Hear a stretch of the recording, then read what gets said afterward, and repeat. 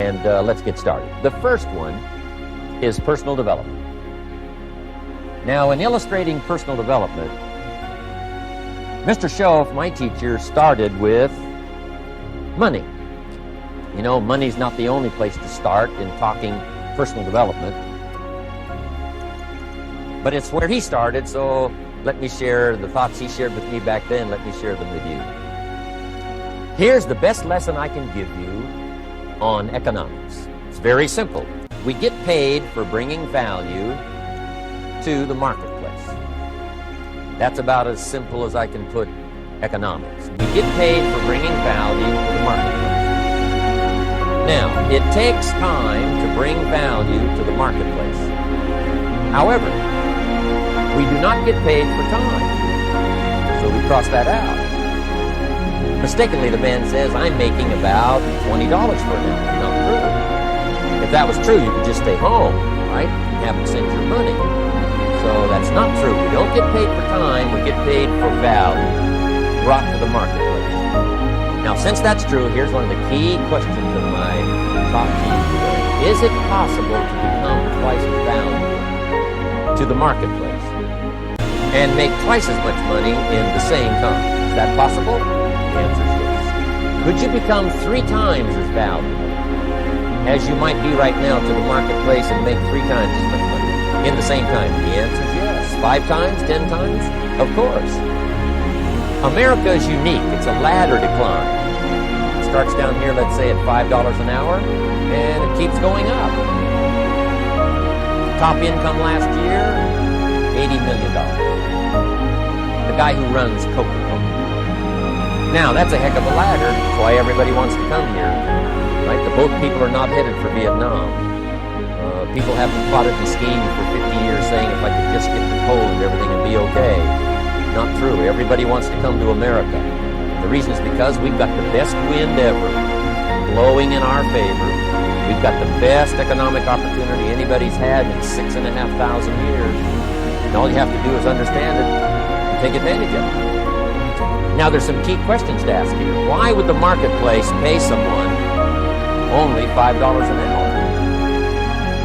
Very simple answer. They're not very valuable to the marketplace.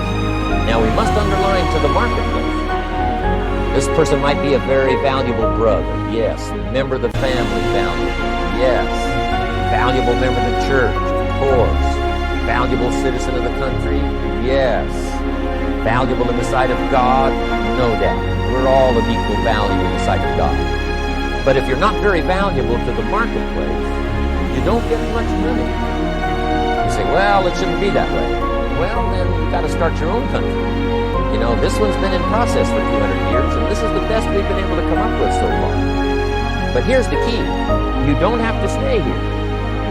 Now, there was a big debate in Congress last year that this $5 was not enough. Should be 6, should be 6, should be 6. But we don't need legislation. 6 is already on this ladder. The next step up. You know, if you work for McDonald's, they'll pay you $5 an hour to take out the trash. If you whistle while you take out the trash, they'll pay you $6 an hour. So we don't need that legislation. We just need to take lessons on how to whistle. Have a good attitude. Now, as you begin to climb this ladder, why would the marketplace pay some people $50 an hour?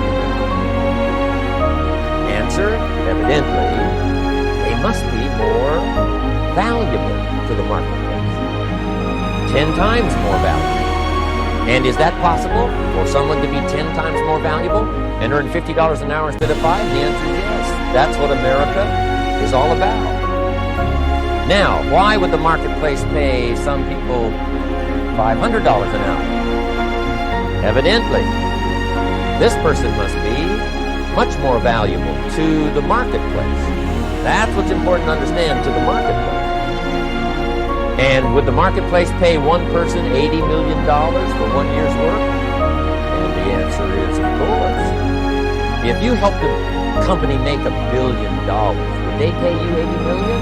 I'm telling you, it is possible. That's why America is so exciting. That's why this financial ladder is so exciting. It's possible for all of this to come true for all of you, no matter where you start. As a student in school, just getting started out there in the workplace, this is all possible.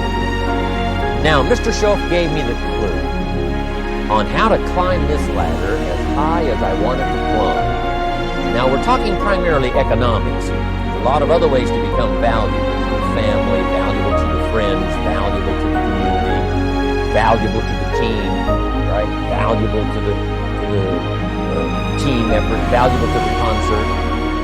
But here's what he said. In climbing this ladder economically, all you have to do is work harder on yourself than you do on your job. Once I heard that, it made sense to me. I kept hoping that everything else would change around me. Found out that if I went to work on myself, worked on my skills, worked on my language, if I became better than I was each year, if I grew in skills, language, vocabulary, and competence, then I would become attractive to the marketplace. Not very long ago, a company called me and said, Mr. Rohn, we're expanding internationally. We'd like to have a bit of your expertise to help us.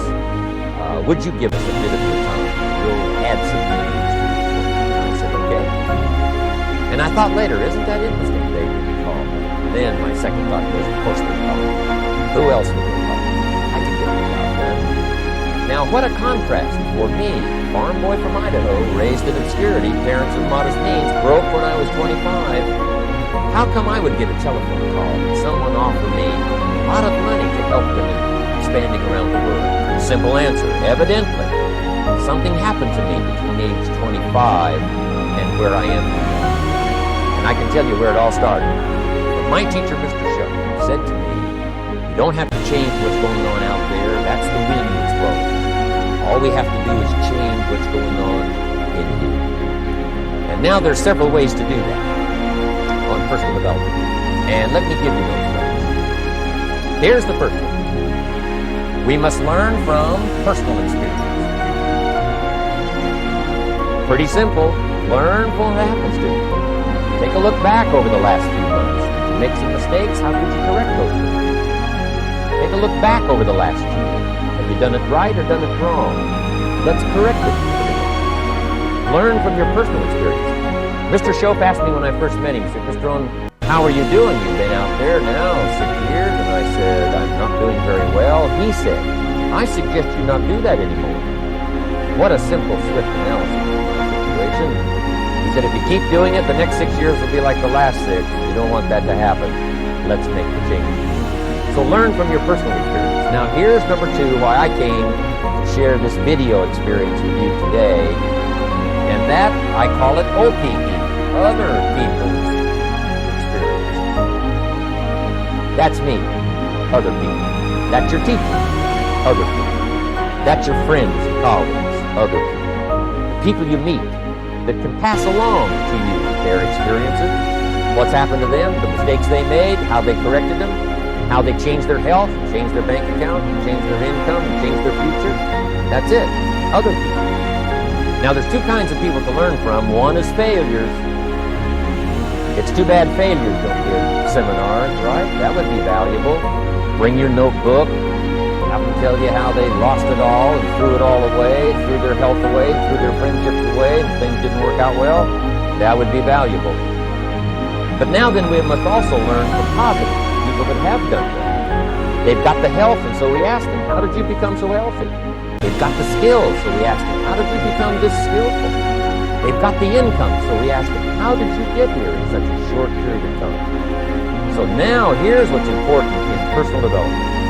In learning from other people, we learn, number 1, by observation.